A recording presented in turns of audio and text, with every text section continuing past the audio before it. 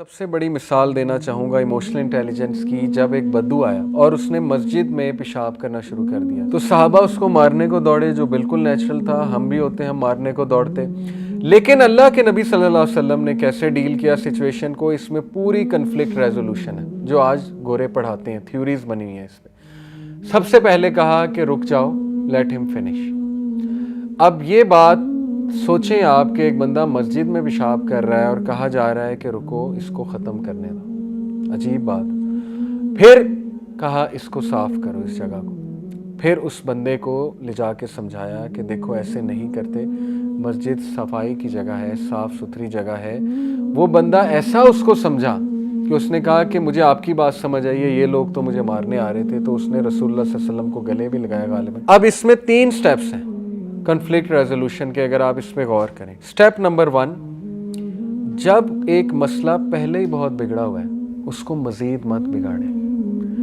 جب ایک بندہ غصے ہے اس کو مزید غصہ مت چڑھائیں۔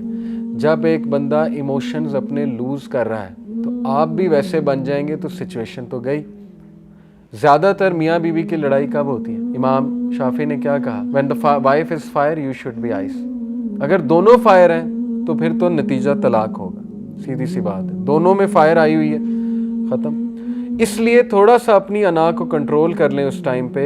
قوام تو انا کو کنٹرول کرتا ہے، قوام تو عورت نہیں بن جاتا نا۔ عورت سے مراد ہے کہ اس ٹائم اگر ان کو ایموشنز حاوی ہوئے ہوئے ہیں تو آپ کو بھی ویسے ہی ریئیکٹ کریں گے تو معاملہ مزید بگڑ جائے گا۔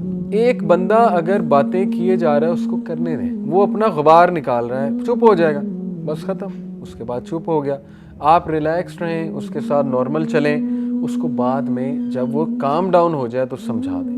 اس ٹائم پہ کچھ سمجھائیں گے، میں نے کئی ایسے لوگ دیکھے ہیں کہ انہیں اس ٹائم پہ سمجھایا گیا، انہوں نے اللہ کا بھی انکار کر دیا، کیونکہ اس ٹائم غبار آیا ہوا ہے۔ آپ اس ٹائم پہ درس دینے لگ جائیں گے تو وہ تو اللہ کا بھی انکار کر دیں گے، ٹھیک ہے نا۔ کئی ایسے لوگ ہیں، آپ نے دیکھا ہے۔ اب کیا وجہ ہے بچے کیوں ریبیلیس ہوتے ہیں؟ وہ پتہ ہی نہیں ماں باپ کو کہ ان کا مسئلہ کیا چل رہا ہے، اس ٹائم پہ درس شروع ہو جاتا ہے۔ تو اس لیے ذرا سچویشن کو پرکھتے ہیں کہ بھئی یہ بات یہاں پہ کرنے والی بھی ہے کہ نہیں ہے۔ تو انہوں نے مینیج ایسے کیا کہ اگر اس کو یہ اس دوران مارنے آ جائیں گے جبکہ یہ پیشاب کر رہا ہے تو یہ تو مزید بگڑے گا، یہ تو بات ہی نہیں سنے گا، تو ریفرمیشن تو ہوئی نہیں، اور صحابہ بھی مارنے لگ جائیں گے تو پھر وہ مزید گند پھیلے گا، کل کو ہو سکتا ہے وہ کچھ اور کر دے بندہ۔ بہرحال تو پہلا سٹیپ کنفلکٹ ریزولوشن کا ہوتا ہے کہ سچویشن کو دیکھتے ہوئے ایکشن لیں۔